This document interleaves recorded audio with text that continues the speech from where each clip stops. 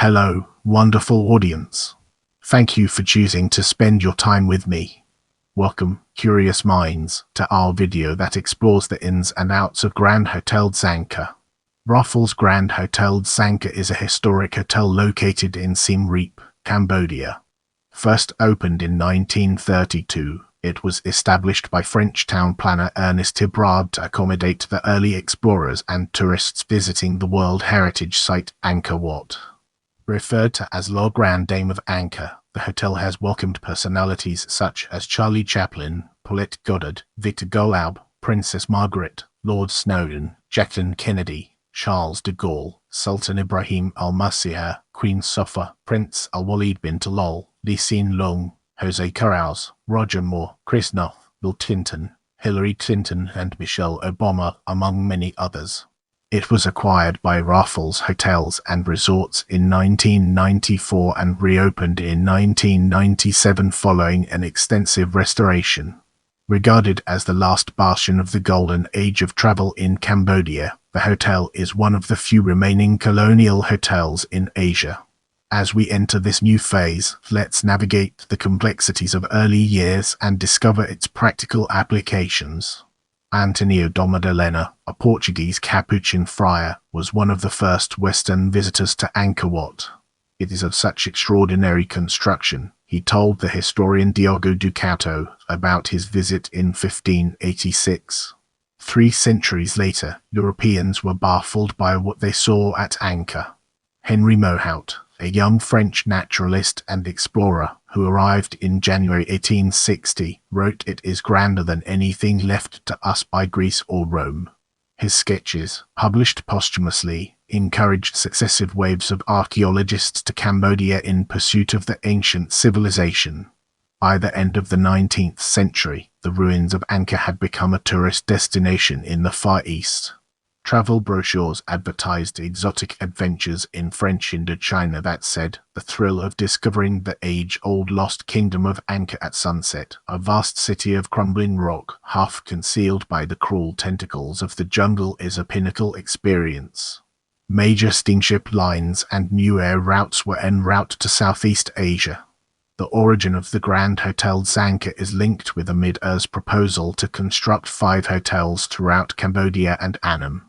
In 1923, architect and town planner Ernest Hébrard inaugurated the Indochina Architecture and Town Planning Service based in Hanoi, which was responsible for the design of many of the public buildings and city squares across the region.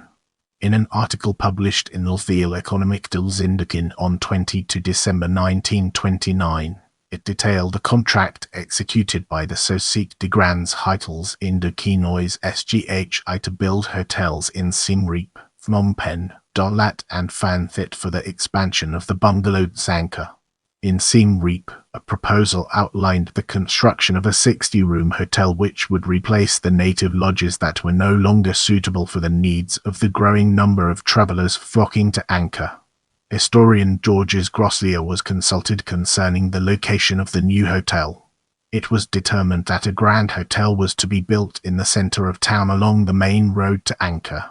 The hotel was aligned with Angkor Wat and the city of Angkor Thom across a north-south axis that links the royal family's summer palace in Siem Reap province. Let's now turn our attention to 1929 construction and 1932 opening and uncover the fascinating insights it brings to the table. The opening date of Grand Hotel Angkor is difficult to establish due to the lack of documentary evidence, mostly lost during the Khmer Rouge and Civil Wars. From a 1929 document, it appears that the hotel was already under construction with a projected opening by 1931.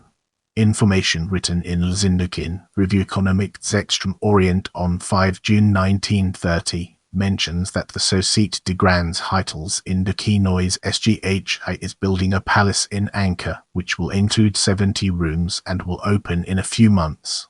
It was later reported that on 11 March 1931, Eugene Louis Robin, then the Governor-General of French Indochina, left the capital of King Manivong to visit the 60-room hotel which has just been built and which only remains to be fitted out. The hotel, along with the bungalow Angkor Wat ruins, located in front of Angkor Wat, with 45 rooms, will be able to accommodate all the tourists from Bangkok. The construction appears to have lagged with the advent of the Great Depression. Based on records, the hotel began to function only during the 1930-33 season. In April 1932, Alfred Messner, 1880-1943, proprietor of La Pagode in Saigon and best known as a restaurateur and hotelier, was named director of the Grand Hotel. In July 1932, the journal Official de l'Indochine published a formal notice seeking a general manager of the Grand Hotel de Siem Reap et de l'Hôtel des Ruines Angkor. The Hotel des Ruines, also known as Bungalow des Ruines or Bungalow Angkor, became a partner hotel under the same management. On the same year, Messner was duly appointed as general manager. In a L'Ville économique de l'Indochine article dated 6 March 1932, it said, "Mr. Messner has big plans. He wants to make the Grand Hotel and Bungalow Angkor a place of delight, which tourists will dream of when they leave it and where they will only have the ambition to return." Messner produced a booklet titled Archaeological Guide to Angkor, which was compiled by École Française Extrême Orient conservator Henry Marchal and was printed in Saigon. An advertisement inside the guide advertises the two hotels replete with all modern comforts. During the mid-years, room rates at the hotel were between 6 and 15 piastres a night, with breakfast charged at 1.5 and lunch or dinner at 2.5. A piastre was the Indochina dollar, equivalent to about 10 French francs at the time. By 1939, the rates had risen slightly for rooms to between 10 and 12 piastres per person per day. British author H.W. Ponder mentioned the newly built hotel in her book, Cambodian Glory, published in 1936. Being essentially a romantic writer, she preferred to stay at the bungalow that faced the ruins, rather than the immense and dazzling white concrete palace that would look more at home on the desert than in its present setting in the middle of the Cambodian plains. She likened the building's style to hotels in Nice, Monte Carlo, or along the French Riviera. When the bungalow had been temporarily closed in favor of the new hotel, Ponder was forced to travel by local transport to Grand Hotel Angkor, where she described the delicious food and wine that is immediately set before you. She recounted that all the table boys were French-speaking, having been recruited in Saigon, and they continually insisted the English woman translate everything that a visitor was bound to ask into American. Ponder also noted a large area to the rear of the hotel had been cleared and leveled by the manager for golf, a small private course that was added at the request of the wealthy Americans. The pioneering luxury hotel offered a bewildering array of services, such as torchlit Apsara ballet accompanied by traditional musicians at Angkor Wat, elephants for excursions, motor tours, interpreters and guides. The enterprising manager published leaflets advertising the program of Khmer dances by the Royal Ballet. The dancers, under the direction of Princess Vom Kat, had performed in the Palais Angkor, a replica of Angkor Wat, at the 1931 Exposition Colonial de Vincennes in Paris. A poster, a reminder of the colonial exhibition, can be found today at the end of the corridor on the ground floor of the hotel.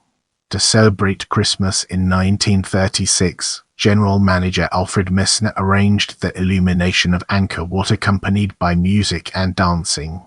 According to a newspaper article in 1936, Siem Reap has seen an excess of 3,400 tourists, prompting the provincial administration into action. In an effort to further beautify the town, plans were drawn to expand the public gardens. The huge space in front of the Grand Hotel Angkor was leveled and filled for the planting of a formal garden which still exists today. Gardens were also developed along the terraces of the Siem Reap River. As we enter this new chapter, let's navigate the complexities of 1953 post-colonial Cambodia and unravel its multifaceted nature. In an explosion of youthful vigor and exuberance that accompanied the Declaration of Independence from France on 9 November 1953, Prince Norodom Sihanouk launched into a campaign of urban planning, development and construction that transformed many provincial centers. The early Sihanouk era from 1955 to 1965 saw immense growth within Cambodia, along with a fervent striving for international recognition and a modernization program that saw Siem Reap blossom. During this period, tourists were able to travel to Siem Reap from Phnom Penh by boat cruising the Tonle Sap River or travel overland from Sisophon to Angkor. In 1953, tourists entered Cambodia through the capital city of Phnom Penh by ship from Singapore via Bangkok or by bus service from Saigon, or for wealthier tourists, by flying. Architect Henry Chattel was appointed to renovate and enhance the hotel between 1957 and 1958, offering single air-conditioned rooms with bath for 459 reals. On 24 August 1959, the newly established royal government sponsored the creation of La Société des Albergues Royals SOKHAR, a concessionary hotel company primarily responsible for organizing world-class accommodations in the gateway town of Siem Reap. The Grand Hotel Angkor became the company's flagship property, while it also managed the Zorberg de Temples, formerly Little de Ruins, the Royal Guest House Villa Princeri now Manzara, and the smaller Little de Lopates. Ankim Cohen was appointed as general manager of SOKHAR, a dynamic man and a great traveler himself, and who is well aware that in the hotel industry le client est roi, the customer is king. The Grand Hotel Angkor have retained its 60 rooms, 50 of which are air-conditioned, all elegantly furnished and naturally equipped for individual comfort. In the lobby, multilingual staff was available at the front desk. It has 2 dining rooms. The first was a large glass enclosed terrace that accommodated 80 to 100 guests and overlooked the forest and the towering spires of Angkor Wat from afar. The second room, also air-conditioned, was located on the newly outfitted right wing. It accommodated 150 guests and served the finest French cuisine, accompanied by wines from the best vintages in France. Leading onto the right side of the lobby was a spacious bar stocked with drinks from the best world brands. A regional tourism office was inaugurated inside the hotel, offering tourists adequate equipment, including a fleet of cars including Pullman coaches, high-class touring cars, off-road cars for difficult access tracks, and specially trained elephants for those customers who want to exhaust some of the picturesque attractions of the region. In addition was a souvenir shop selling the most beautiful products of Khmer craftsmanship, cut leather, silverware, bamboo or rattan objects, statuettes, and the finest silk in the region.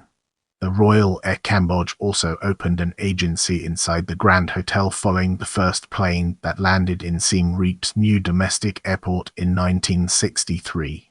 Every Saturday evening, the hotel organized, at the forecourt of the Angkor Wat Temple, a recital of Khmer classical dances given by the best dancers of the province dressed sumptuous traditional costumes. Movie makers took advantage of the setting of the temples at Angkor.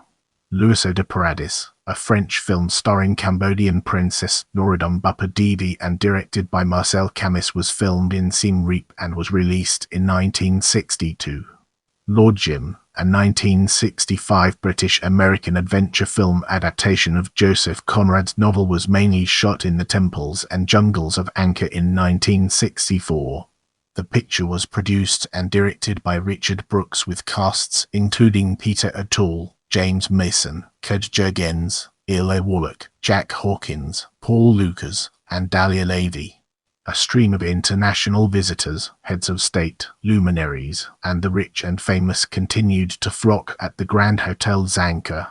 According to the directive of Mr. Neek Shawang, who was then Minister of State for Planning and Tourism and Chairman of the Board of Directors of SOKHAR, works and modernizations were immediately undertaken in other hotels in the country, including the Little Le Royal in Phnom Penh, as well as other concession establishments, bungalows, motels and villas in Pokentong, Kampot, Chinookville, Boka, Kiram and Kip Mer.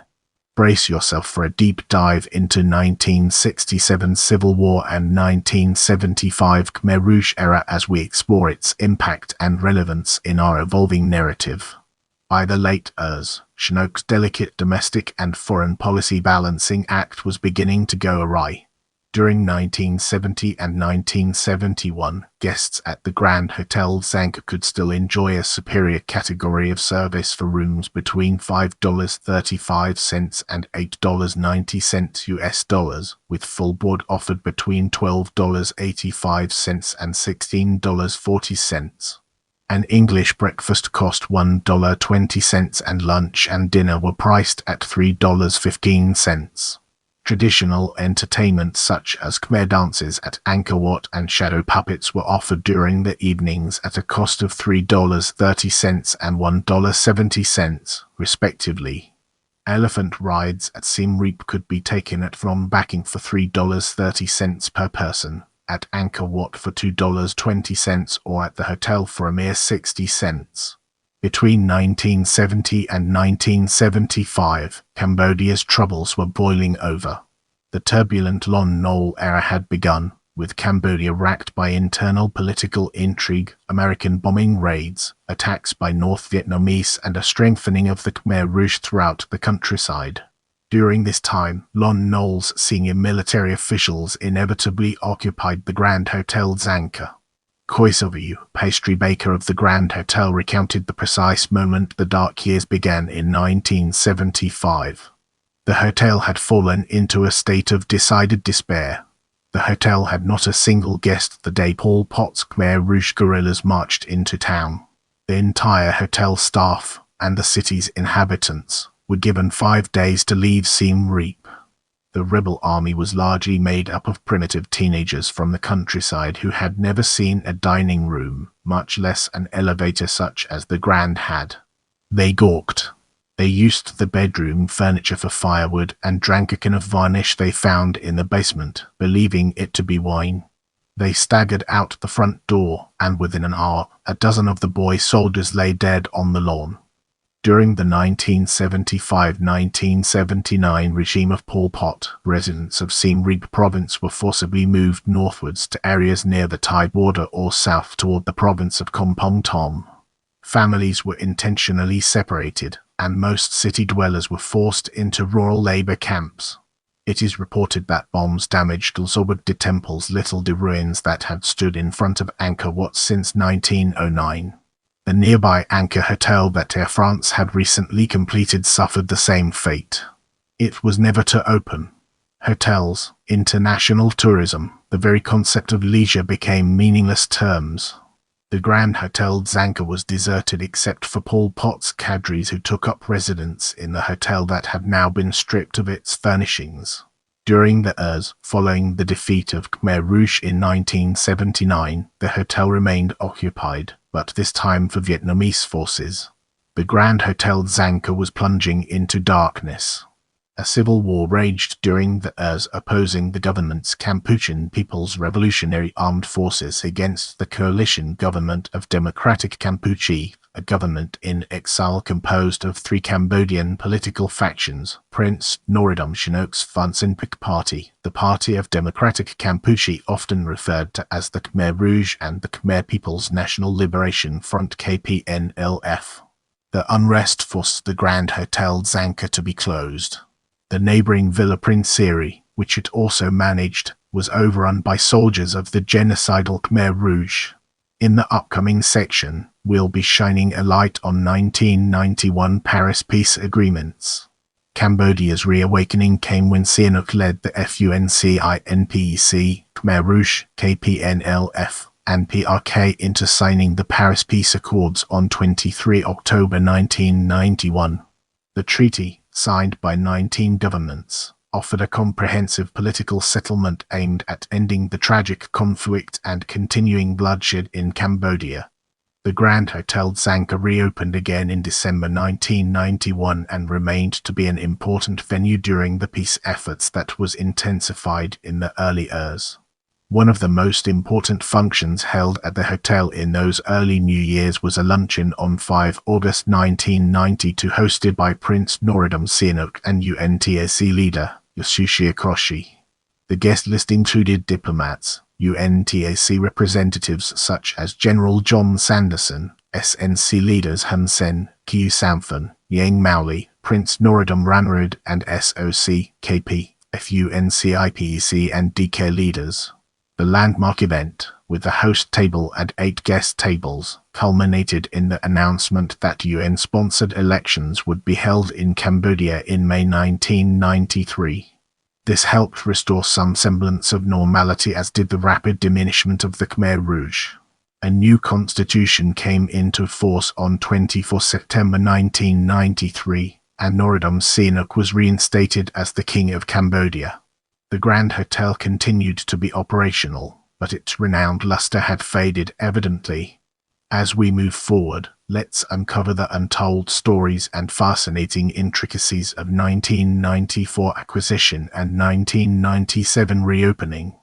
Talks and negotiations to revive two of Cambodia's colonial hotels, Grand Hotel Zanka in Siem Reap and Hotel Le Royal in Phnom Penh, started after the Paris peace agreements were signed in 1991. The developments of the two hotels were aimed at re-establishing tourism and economic activity in the country. In 1994, Singapore-based Raffles International Limited (RIL), a subsidiary company of DBS Land, was awarded the contracts to redevelop the historic buildings. On 14 December 1994, Cambodian Tourism Minister Veng Seridath announced that Raffles has been selected to operate the Grand Hotel Zanka, a project costing $30 million USD. It follows the agreement earlier signed by Raffles International to restore Hotel Le Royal for $25 million. The combination of the Le Royal Hotel and the Grand Hotel Zanka is a unique opportunity in which two of the world's few remaining grand historic hotels are restored at the same time. The Le Royal Hotel is a palace, and the Grand Hotel Zanka is a home, said Richard Helfer, founding chairman and chief executive officer of Raffles International. The new company, owners of the world-famous Raffles Hotel Singapore, had previously received multiple accolades for the conservation of its Singapore hotel, which was originally built in 1887. The extensive renovation and refurbishment immediately started the following year. To ensure the conservation of the original character and grandeur of the two hotels, a historian was appointed during the planning and reconstruction. Curator Gretchen Liu went to London to conduct research on available archives. In Paris, she visited 2 museums to locate old photographs and seek details of weddings, parties and other events that took place in the hotels. On 30 December 1997, the Grand Hotel Zanka officially reopened as Raffles Grand Hotel Zanka. The hotel now boasted a total of 119 rooms, approximately twice the number originally built. A new state wing that perfectly replicates the architectural style of the main building was added to the west, and 3 new expansive bungalows to the east of the swimming pool. The hotel also maintained 2 open-air performance houses. One is set diagonally opposite the hotel in the public riverside gardens. The other, the Apsara Terrace, situated in the hotel's private gardens. The lobby and corridors have been extended in sympathy with the French colonial and Art Deco style. The original 1929 wooden cage elevator, which remained unused for 25 years, was restored to its former glory. Highlights of the renovated rooms include 4 poster beds with local hand-woven silk as well as wicker furniture. On the walls hang old paintings, maps and photographs selected carefully by curator Gretchen Liu, who also sourced the Khmer antiques and objets d'art that are showcased among the Art Deco furnishings. 4 new suites were opened in honor of the early explorers that have been closely associated with Angkor: Henry Mowat Suite, Louis Delaporte Suite, Henry Marshall Suite and John Thomson Suite. Commenting on the reopening, Prime Minister Hun Sen said, "Raffles International has not only shown perseverance as a serious and long-term pioneer investor, it has also ensured that 2 famous landmarks of Cambodia take the rightful pride of place among the few remaining grand historic hotels of the world." The opening was attended by Mr. Ton Shea, Governor of Siem Reap. The lavish occasion continued in with the New Year's Eve gala dinner as well as the New Year's Day sunrise picnic at Precon Temple, north of Angkor Wat, complete with torches lit along the long path to the temple, and dance performances staged for the guests, including Singapore Ambassador Al-Masyhur Ali. It was the first of its kind organized at the temple complex. An emblem symbolizing the hotel's royal patronage was designated by King Norodom Sihanouk and can be seen at the port crockery, metal keys chains, glassware and hotel stationaries. Along with the hotel, Raffles International also undertook the enhancement of the park that connects the hotel to the Summer Palace. Now named the Royal Crusade for Independence Gardens, the project costed $2 million USD. The garden complex, in addition to the formal garden, consists of an area devoted to the lotus, the sacred Buddhist flower, as well as the river gardens along the banks of the Siem Reap River and the temple gardens. In 1998, Raffles also restored the 1928 Art Deco-style bridge that spans the river. Let's now shift our focus to 2019 restoration and grand reopening and explore the ways in which it shapes our perspective. In 2018, Singapore-based Largest Hospitality Holdings Limited, a joint venture between Warburg Pincus and Vinacapital, acquired the two colonial hotels. Together with the Grand Metropole Hotel in Hanoi, Vietnam, the new owner now holds an irreplaceable Indochina Heritage Hotel portfolio. It was later announced that the two Raffles properties in Cambodia will undergo extensive renovations, which include upgrading of the guest rooms, restaurants, swimming pool, tennis courts and meeting facilities. On 1 October 2019, the Raffles Grand Hotel Zanka reopened after a 6-month closure for refurbishments. The upgrade was led by David Grace Designs, who also headed the interior decoration of the Raffles Hotel Singapore renovation in 1989. 112 of the 119 rooms and suites have been fully restored and updated. Let's now shift gears and explore architecture through a critical lens, uncovering its strengths and weaknesses. The Grand Hotel Zanka suggests an international Art Deco style, mirrored in the great European resort hotels of the Ers and Ers.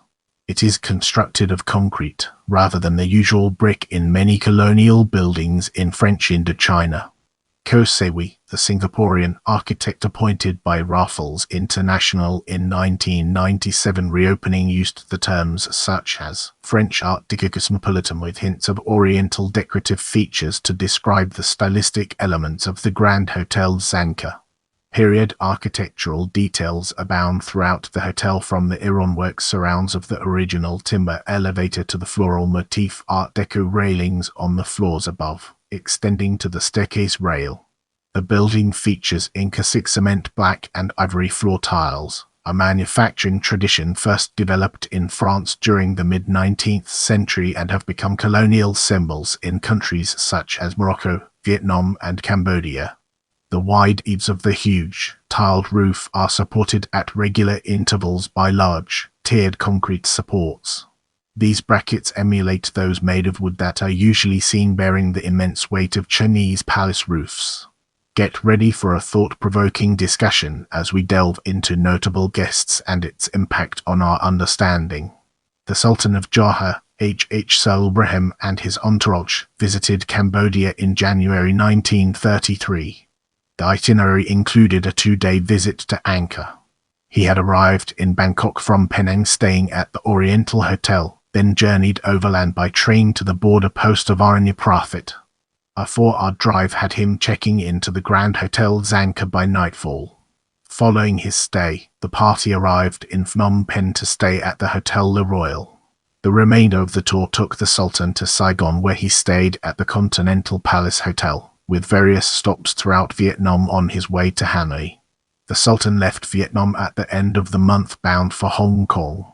Movie idol Charlie Chaplin and his co-star in Modern Times, Paulette Goddard, visited Angkor.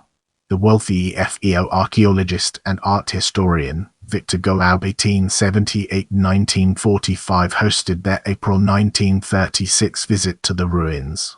Other notable guests include French General Charles de Gaulle in 1966 and Princess Margaret and her husband, Lord Snowdon, in 1969. In November 1967, the former wife of the late U.S. President Kennedy, Jacqueline Kennedy, made her visit, fulfilling her lifelong dream of exploring Angkor Wat's ancient ruins. Jim Garand, a filmmaker who was in Cambodia in 1967, was reported as describing Jackie as American royalty.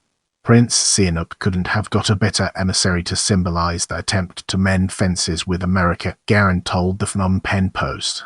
During her trip, she was listened to renditions of two of the King's jazz compositions, November Blues and The Evening I Met You, and attended a private tour, headed by the Prince. In 2002, Raffles Grand Hotel Angkor organized an international charity concert entitled An Evening at Angkor with José Carreras. The dinner, with a price tag of $1,500 per person, featured the Spanish operatic tenor with the Singapore Symphony Orchestra and National Dance Troupe of Cambodia. The event, attended by 1,200 guests including Prime Minister Hun Sen, was held in aid of the Cambodian Red Cross and World Aid. More than 1,000 people have been involved, from setting up the stage to feeding 1,000 covers to lighting thousands of traditional torches in the west entrance by some 100 staff of the Grand Hotel Angkor, said the founding chairman and CEO of Raffles International Limited, Richard Helfer. Now, it's time to shift gears and explore hotel. The hotel is set in a 15-acre estate with 119 rooms, including 6 colonial suites, 4 personality suites named after Henry Mowat, Louis Delaporte, Henry Marchwell and John Thompson, 6 Raffles suites, 2 landmark suites and 2 two-bedroom royal villas. Our focus now turns to additional services and facilities, an important aspect of our discussion. Raffles Spa, swimming pool, 35 meters, fitness center, meeting facilities, Sugar Palm Club, playroom, helipad, culinary garden, Raffles Arcade, 6 boutiques, Raffles Butler Service, Raffles Curated Journeys, Temple Tours, Raffles Tennis Academy. Share this video with your friends and spread the knowledge.